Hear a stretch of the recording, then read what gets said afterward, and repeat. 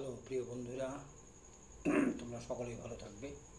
শ্রী শ্রী চণ্ডী দেব্যবাচ অর্থাৎ দেবী কহিলেন, দেবী বলছেন, মা চণ্ডী স্বয়ং দুর্গা বলছেন। দশমোধ্যায় উত্তম চরিত্রম শুম্ভ বদ শ্রী শ্রী চণ্ডী নমশ্চণ্ডিকায়। কি বলছেন মা দুর্গা স্বয়ং? एकई बाहम जगत्तत्र द्वितीया का ममापरा पश्यैता तुष्ट मज्जैव विशन्तो मद विभूतया।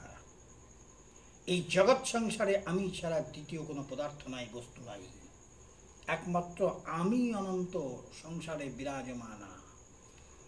হে শুম্ভ, তুমি যে সমস্ত মূর্তি দেখছো সব আমার বিভূতির খেলা। আজ এ পর্যন্ত, সকলেই ভালো থাকবেন। লাইক, কমেন্টস, সাবস্ক্রাইব করবেন।